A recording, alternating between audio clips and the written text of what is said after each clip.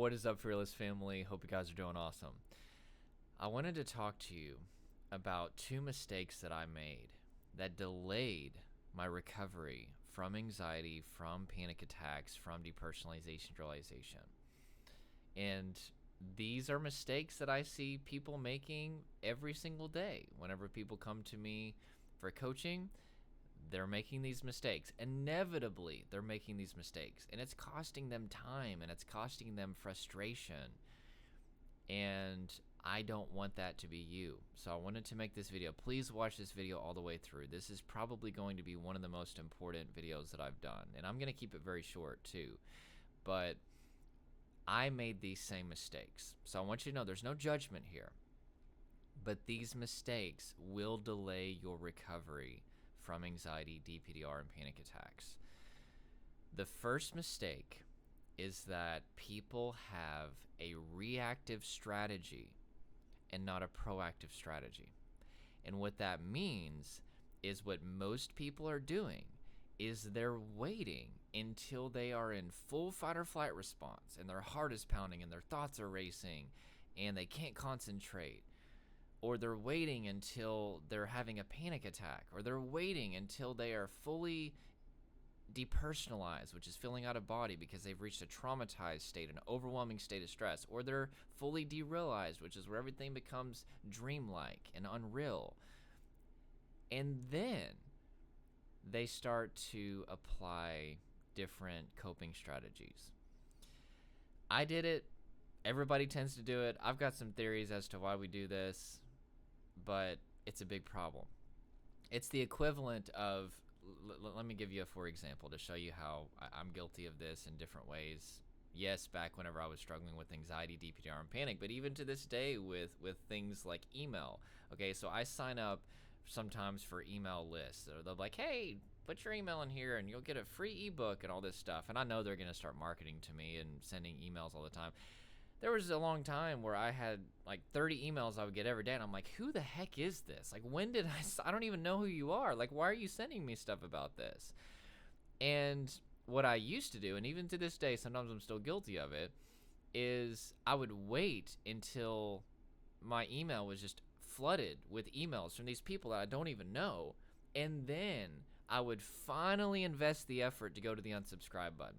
But what I did before that is I would just click delete. Okay, delete. It takes 2 seconds to click delete, but to go unsubscribe, that takes 20 seconds. And I didn't want to have to invest 20 seconds.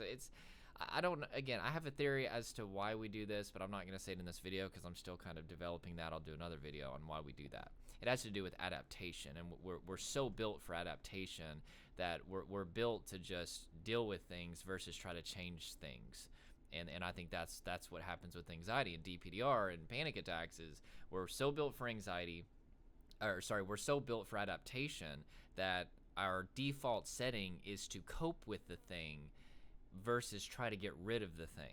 And I'll break that down more in a future video. But nonetheless, I finally got to this point where I'm like, you know what? I'm tired of these emails building up here. Okay, I'm going to, number one, just not subscribe to all these random people anyway about business stuff or mental health stuff.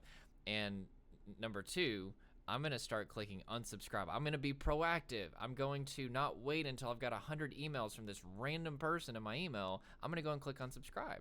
And yeah, it took a little bit more effort, and it was a proactive approach, but then I reaped the benefit of all of a sudden my email got very quiet. And all of a sudden I'm not getting an email every 10 minutes from like, you know, from Joe Johnson, from, you know, Joe's, you know, marketing strategies and some. I'm like, Joe, no idea who you are, bro. Joe and bro rhymed. You see that? That was all right. So anyway, so that's the first mistake. People are waiting until anxiety, DPDR, and panic are built up really, really severely. And at that point, you're at such a state of fight, flight, freeze response that it's going to take a while to come out of that.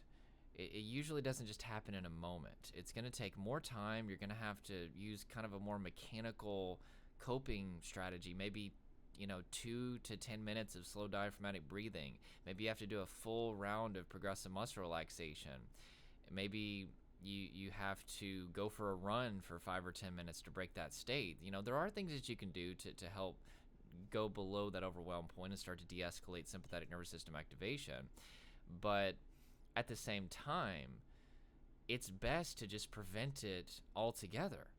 And that's what I had to start doing. I had to start saying, okay, even if I feel fine, I'm going to stay in tune with my body, and I'm going to keep it relaxed through something called self-regulation, which is keeping your body calm in the context of a sensory trigger. There's sensory input that has a threat association based upon things painful that have happened in the past. And whenever our brain, through something called neuroception, experiences that sensory input, our body starts to tense up, which is preparation for fight or flight response. And throughout my day, I had to start feeling that tension. Oh goodness, my body's tensing up, which activates our sympathetic nervous system, which is stress. Okay, I'm going to relax my body. And I had to stop waiting until my body was full of tension, and then fear kicked in, and then I couldn't concentrate, and I couldn't think straight, and all of those things. And all of a sudden, I was just taking a few seconds here or there to prevent anxiety and to prevent DPDR, to prevent panic, and it was a lot easier.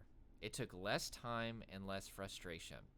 So that was the first mistake that I was making. And once I transitioned that, even if I was fine, I still was in tune with my body, relaxing my body. I was still focusing on my routine, living life to the fullest, slaying dragons, fulfilling my purpose in life, being positive, eating healthy, exercising, all that stuff. And that was a game changer. The second mistake that I was making that delayed my recovery for a long time, many years ago, is I was using a cognitive-based approach, meaning I was trying to outthink my symptoms, I was trying to outlogic my symptoms, I was trying to distract my mind from my symptoms, and none of those things work in the long term. You may get short-term relief at best, but technically speaking, the entire anxiety process, the entire trauma process begins with subconscious muscle tension. We use the terms anxiety, we use the term stress, but actually the best description of what's happening is a threat response is happening. Our brain, once again, is experiencing sensory input that's similar to painful things from our past, and the amygdala in our brain sends a threat signal to our sympathetic nervous system to prepare and mobilize our body to confront what our brain believes is an immediate threat. But the problem is there is no threat. Our brain is confused. Our brain thinks that just because something looks, smells, tastes, feels like something painful from the past, that it must be a threat in the present. And we're over-prepared. That's really what an anxiety problem is, or even being constantly in a state of traumatic stress and depersonalization realizations. We're just over-prepared. And thus, we have to show our brain that there is no threat.